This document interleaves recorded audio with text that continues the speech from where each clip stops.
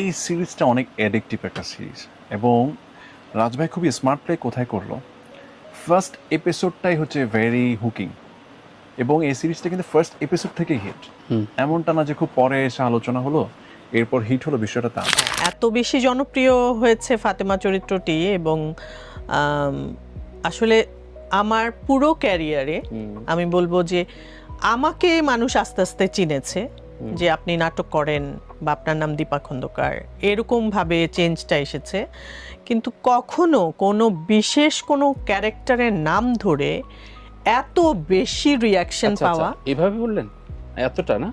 হ্যাঁ, আমার মনে হয় এটাই সর্বাধিক। আমাদের ইমোশনের সাথে এই নাটকটা অনেক বেশি ইনভলভ, মানে প্রত্যেকটা ক্যারেক্টারগুলা এমনভাবে আমরা কথা বলি বা ম্যানারিজমগুলো এমনভাবে যে আমার আপনার বাসায় পাশে ফ্ল্যাটে বোধ ঘটছে বা আমার বাসায় ঘটছে বা আমার বন্ধুর সাথে এই ঘটনা ঘটলো।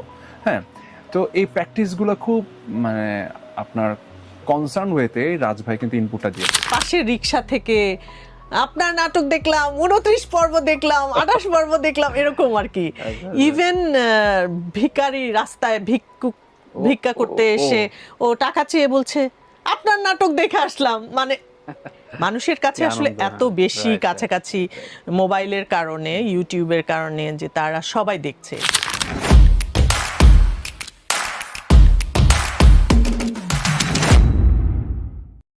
আমারও তো চেঞ্জ আসছে। আমি তো যে দীপা খন্দকার 20 বছর বয়সে মিডিয়াতে এসেছিল সে তো এখন আর নাই। সে কারো স্ত্রী হয়েছে, তারপরে সে মা হয়েছে, তার সন্তানের বয়স 2 বছর ছিল, 4 বছর ছিল, এখন তার সন্তানের বয়স 18 বছর। তো এই যে চেঞ্জটা, আমার ক্যারেক্টারে ওই চেঞ্জটা কেন আসবে না? আচ্ছা, আমি কেন ওই 20 বছর বা 25 বছর আগের জায়গায় আমি বসে থাকতে চাইবো? তো আমি যে কারণে আমি কোনো যুক্তিই দেখি না, কোনো কারণই দেখি না যে এরকম হতে হবে। এই সিরিজটা অনেক অ্যাডিকটিভ একটা সিরিজ এবং রাজ ভাই খুবই স্মার্ট প্লে কোথায় করলো, ফার্স্ট এপিসোডটাই হচ্ছে ভেরি হুকিং এবং এই সিরিজটা কিন্তু ফার্স্ট এপিসোড থেকেই হিট। এমনটা না যে খুব পরে এসে আলোচনা হলো এরপর হিট হলো, বিষয়টা তা না। ইএসপি কি মানে এটা আসলে হিট হওয়ার একটাই ইএসপি আমার কাছে যেটা মনে হয় সেটা হচ্ছে খুবই ইজিলি ডাইজেস্টেবল এবং মানুষের ডেফিনেটলি এটা একটা বিদেশি গল্পের ইন্সপিরেশনে করা, ওদের গল্পের কিছুটা লাইন আপও আছে, বাট এটার গল্পটা যত এগিয়েছে রাজভাই কিন্তু আমাদের দেশীয় কালচারাল অ্যাক্টিভিটিসের সাথে যাতে মিলে মানুষ যাতে কানেক্ট করতে পারে ওইভাবে কিন্তু ডিজাইনটা করেছেন। হ্যাঁ, এত বেশি জনপ্রিয় হয়েছে ফাতেমা চরিত্রটি এবং আসলে আমার পুরো ক্যারিয়ারে আমি বলবো যে আমাকে মানুষ আস্তে আস্তে চিনেছে যে আপনি নাটক করেন বা আপনার নাম দীপা খন্দকার, এরকম ভাবে চেঞ্জটা এসেছে। কিন্তু কখনো কোনো বিশেষ কোনো ক্যারেক্টারের নাম ধরে এত বেশি রিয়াকশন পাওয়া, এভাবে বললেন এতটা না? হ্যাঁ, আমার মনে হয় এটাই সর্বাধিক। আমাদের ইমোশনের সাথে এই নাটকটা অনেক বেশি ইনভলভ, মানে প্রত্যেকটা ক্যারেক্টারগুলা এমনভাবে আমরা কথা বলি বা ম্যানারিজমগুলো এমনভাবে যে আমার আপনার বাসায় পাশে ফ্ল্যাটে বোধ ঘটছে বা আমার বাসায় ঘটছে বা আমার বন্ধুর সাথে এই ঘটনা ঘটলো। হ্যাঁ, তো এই প্র্যাকটিসগুলো খুব মানে আপনার কনসার্ন ওয়েতে রাজ ভাই কিন্তু ইনপুটটা দিয়েছেন এবং এটা এমন একটা এখন পর্যন্ত আমরা প্রায় 51 এপিসোড শুট করে ফেলেছি। 51 না? রাজ ভাই ইভেন একটা সিঙ্গেল শট নাই যেটা তুমি ডিরেকশন দেয় না। আমি তো খুব সিম্পলি মুভ করি, লাইক গাউসিয়া মার্কেটে যাওয়া, নিউ মার্কেটে যাওয়া এবং কখনো মেকআপ ছাড়াই যাওয়া, রিক্সা করে যাওয়া, এরকম চলাফেরা আমি করি। মানে এর মধ্যে ঈদের এই ভিড়ের মধ্যেও আমি গাউসিয়াতে গেছি, পাশের রিক্সা থেকে আপনার নাটক দেখলাম, 29 পর্ব দেখলাম, 28 পর্ব দেখলাম, এরকম আর কি।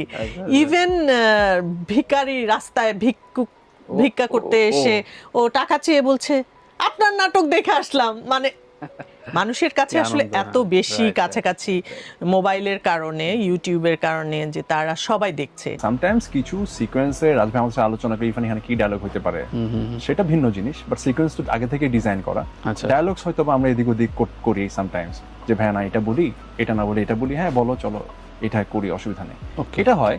বাট পুরো ডিজাইনটা আসলে রাজভাই। আমি এর মধ্যে আমার আম্মার বাসা লালমাটিয়াতে, আমি জাস্ট বাসা থেকে বেরিয়ে রিক্সার জন্য দাঁড়াচ্ছি 1 মিনিট, এর মধ্যে একটা রিক্সা ক্রস করে যাচ্ছে, রিক্সাওয়ালা বলছে 29 দেখলাম, মানে এরকম রিয়াকশন আসলে আমি পাইনি, মানে রাইট রাইট খুবই সেকেন্ডের মোমেন্টে যে আছে না যে উনি আমাকে দেখে ভাবছে যে আচ্ছা আসলে কি আমি সে কিনা, এরকম কিন্তু না। আগে এক সময় অনেকের ক্ষেত্রে হতো যে আচ্ছা প্রথমে ভাবতো বা বলতো আপনি নাটক করেন না, আপনার নামটা কি জানো, তারপরে হয়তো বলতো আপনি নাটক করেন না, আপনি তো দীপা খন্দকার, মানে সে সেকেন্ডের মধ্যেই বলছে যে 29 পর্ব দেখলাম। আর নর্মালি এটা একটা পাকিস্তানি সিরিজ থেকে অ্যাডাপ্টেড।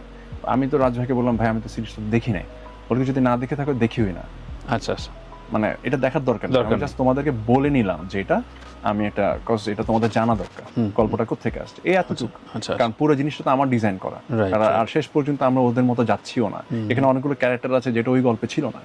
হ্যাঁ, তো একটা কনসেপ্টটা নিয়ে আমি গল্পটা আগাবো। সো আমাদের ইভেন আমাদের সবার স্ক্রিপ্ট দেখাও মানা ছিল। আপনার এই অনুষ্ঠানে আজকে বলি আমি নর্মালি ধরেন আমাদের পার্সোনাল রিলেশনশিপ সুজনের সাথে বিষয় নিয়ে অনেক সময় আমি খুব এগুলা নিয়ে গল্প করি না, কথা বলি না, বাট আমি মানুষ হিসেবে আমি বিশ্বাস করি আমি একটা মানুষ, আমি কখনো নিজেকে আমি মেয়ে মনে করি না, সেটা বা আমি মেয়ে হিসেবে ওমেন্স ডে মেয়ে হিসেবে এক্সট্রা ফ্যাসিলিটিস নেয়া, আমার এই 47 ইয়ার্সে আমি কখনো এই শব্দটা ইউজ করে কোনো ফ্যাসিলিটিস আমি নিতে চাইনি, নেইনি কোনো দিন, যে আমি মেয়ের যে একটা কোটা, মেয়ের একটা সিটে বসতে হবে, যে নারীর একটা সিট থাকবে আলাদা, আমি এই জায়গাটাতে আমি বিশ্বাস করি না, কারণ আমি আসলে আমি মানুষ হতে চাই, আমি মানুষ হতে চেয়েছি, আমি মেয়ে হতে চাইনি। আমি বলবো এখনো ডেফিনেটলি আমি মাঝখানে আমার অনেক আপস অ্যান্ড ডাউন ছিল, আমি অন অ্যান্ড অফ ছিলাম। 21-এর লাস্ট থেকে শুরু করে 23 পর্যন্ত আমি কোনো কাজ করতে পারি নাই ওইভাবে, যেহেতু আমি চেন্নাই ছিলাম অনেক দিন, তারপর আবার 24 থেকে কাজ শুরু করা, এবং যখন থেকে আমি কাজ শুরু করেছি আমি অনেক অ্যাভারেজ কাজ করি নাই, কারণ আমি চেয়েছিলাম যে যেহেতু আমি অ্যাক্টিংটা ভালোবাসি, শুধু অ্যাক্টিং করার জন্য অনেক অনেক কাজ করে আমি আবার জিনিসটাকে খুব অ্যাভারেজ করতে চাই না, মানে আমাকে আমি অ্যাভারেজ করতে চাই না। আচ্ছা হ্যাঁ, কারণ আমার একটা স্বপ্ন আছে, সেই স্বপ্নটা থাকুক আমার কাছে, বাট আমি একটা জায়গায় যেতে চাই, ওই জায়গাটা আমি জানি, বাট ওটাতে যেতে হলে আমাকে আমার মেনটেন করতে হবে, আমি আবার খুব অ্যাভারেজ হতে পারবো না। সো আমি যদি ওই জায়গায় কখনো যাই বা যেতে পারি, তাহলে ডেফিনেটলি আমার খারাপ সময়েও যে ছেলেটা আমাকে নিয়ে ভেবেছে বা যারা যারা আমাকে নিয়ে ভেবেছে অবশ্যই আমি তাদের কথা মনে রাখবো। আমি যে 27 বছর ধরে কাজ করছি, মানুষ তো আমাকে ডাকছে, আমাকে এবং এই কাজটা করেই যেহেতু খাই, আসলে এটাই আমাদের প্রফেশন, তো এখনো পর্যন্ত মানুষ ডাকছে, কারো গার্লফ্রেন্ড না হয়ে, কারো স্ত্রী না হয়ে, ধরেন ভালো কাজ, স্পেশাল কাজ, তাদের স্পেশাল কাজ, সবার তো আর গার্লফ্রেন্ড বা বউ নাই, যে সব ডিরেক্টরের যে বউ আর্টিস্ট বা এরকম তো আর না। সো যাদের নাই তাদের কাজগুলো আমরা করছি। আমি অনেক বেশি আমার ফ্যামিলিতে এত ইস্যুস ছিল, আমার অনেক বেশি ফ্যামিলিতে টাইম দেওয়ার লেগেছে। সো যেটা হয় না যে আপনি একটা যে কোনো কাজে, সেটা আপনার অ্যাক্টিং হোক, বিজনেস হোক, কর্পোরেট জায়গা হোক, আপনার কিন্তু একটা নির্দিষ্ট সার্কেল যদি আপনি মেনটেন করেন, তাহলে হয় কি ওই সার্কেল থেকেও কিন্তু অনেক বিজনেস জেনারেট হতে পারে বা অনেক কাজ জেনারেট হতে পারে, যেটা হয় আর কি নর্মালি। সো আসলে আমি বরাবর একটু হোমসিক ছিলাম। হ্যাঁ, সো যেটা হয়তো হচ্ছে আমি জানি যে এই গ্যাদারিংটাতে বা এই আড্ডায় গেলে কাজেই কিন্তু কাজের কথা হয়ে যায়, আড্ডায় কাজের কথা হয়ে যায়, কিন্তু সো আমার হচ্ছে ওই সার্কেলটা একেবারেই নাই। ফর এক্সাম্পল ফ্রি টাইম আছে, আপনি উত্তরা গেলে দেখবেন, মগবাজার গেলে দেখবেন, কিছু নির্দিষ্ট সার্কেল আছে যেখানে বিভিন্ন আর্টিস্ট, ডিরেক্টর, মানে ওদের কাজ কাম নাই কিন্তু আড্ডা দিচ্ছে, হয়তো এর ভেতর থেকে কাজ তৈরি এই হচ্ছে, ভেতরেই ওরা কাজের প্ল্যান হয়তো করে ফেলছে, হয়তো ওই আর্টিস্ট ওই নির্দিষ্ট ওই সার্কেলের ডিরেক্টরদের সাথে ঘুরে ফিরে কাজ করে, আপনি দেখলেই দেখবেন। সো আসলে আড্ডা দিতে দিতে কাজের প্ল্যান হয়, তো দেখা গেল হচ্ছে এই করতে করতে অনেক ডিরেক্টরের সাথে আমার গ্যাপ, কাজ হয় কিন্তু সিঙ্কটা নাই। কারণ হয় কি আমি যেটা আমাকে ডিস্টার্ব করবে সেটা সেই জায়গায় আমি সময় দিই না, কারণ ভাবে যে আমি পারবো না, এটা আসলে পারবো না। কারণ হয় কি গালি দেয়া নাটকে বা হচ্ছে ডাবল মিনিংয়ে কথা বলা, এটা আমি আসলে আমার মনে হয় না পারবো। সো ওনারা হয়তো বুঝে গেছে যে উনি মনে হয় ওনাকে দিয়ে হবে না এটা। আছি নায়ের মানে হচ্ছে যতটুকু পাই আমি ডাক, তার মধ্যে যদি শিডিউল মিলে যায়, সব কিছু পছন্দসই হয়, তখন খুব যে পছন্দসই হচ্ছে এরকম না, আরও পছন্দসই কাজ করতে চাই। যেমন এর মধ্যে ঋতুকামিনী নামে একটা কাজ করেছি, যেটা স্টকহোমে এর মধ্যে পুরস্কারও পেল জাহিদ হোসেনের ডিরেকশনে। ওটা একটা ভালো গল্প ছিল। আর কোরবানি ঈদে একটা কাজ আসার কথা, হাঙ্গর নামে। ওটাও একটা ছোট ক্যারেক্টার যদিও, কিন্তু আমি পছন্দ করেছি ওই কাজটা।